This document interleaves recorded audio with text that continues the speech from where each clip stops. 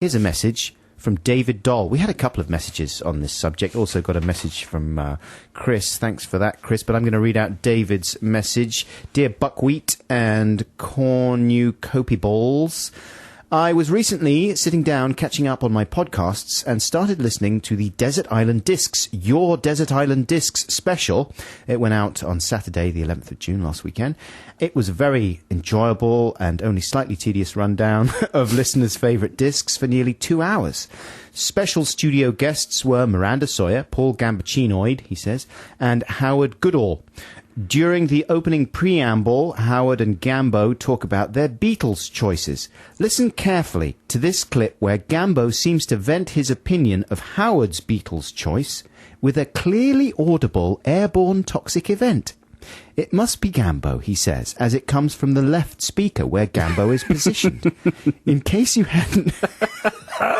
In case you can't find said podcast, I've sent you a clip. Dirty Gambo, he says. Thanks very much, David Doll. Now, I immediately heard this clip. It is a very audible Airborne toxic event.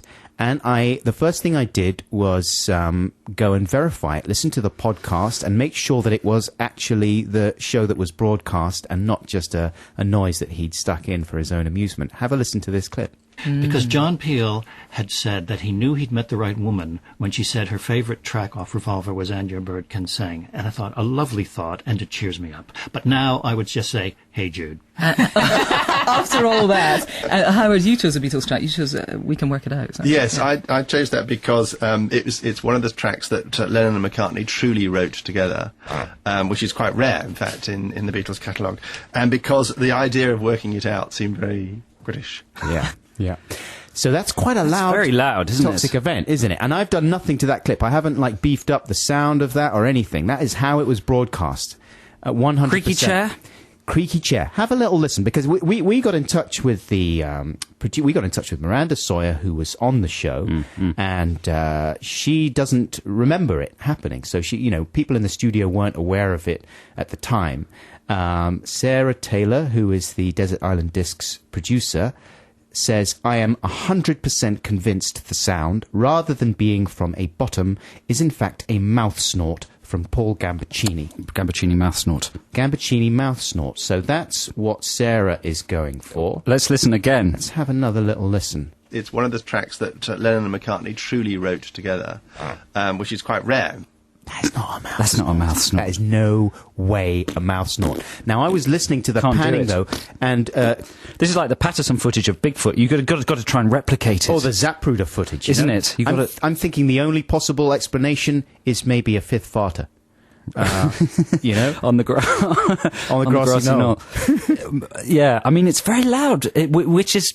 I kind of think that's a bit anomalous. Why is it so loud if it's, further away from the mic as the posterior is? This is exactly what the Desert Island Discs team was saying. They were saying, well, it's not going to be a nether regions toxic event because there's no mics down there. So how are you going to get that? I don't know. Could be a mic stand? No. One more listen, James. That is not a mic stand. That is no way a mic stand. It's one of the tracks that Lennon and McCartney truly wrote together, which is quite rare. I mean, wow, that's terrible though, because that was a big show. It was the big anniversary show, wasn't it? And it's an important show. How could that be? Yeah. I mean, do you think if that Gambaccini? Wow, I think we should give that footage to Monster Fart Quest, or Unexplained Fart Stories. I think Oliver Stone is making a film about it. Is he? Yeah, trying to figure out who it was. His theory is that it's a fifth farter, but really? A lot of people think it's Gambo. Yeah. I just don't think... Gambo's too professional for that kind of thing. I mean, there is a chance that it was just some creepy... Shall I tell you what it is? I think they were all laughing a bit earlier, weren't they? Yeah. And that they became relaxed. Yeah. Everyone was a bit too relaxed, Sure. and, just the inevitable happened. Toxic event time.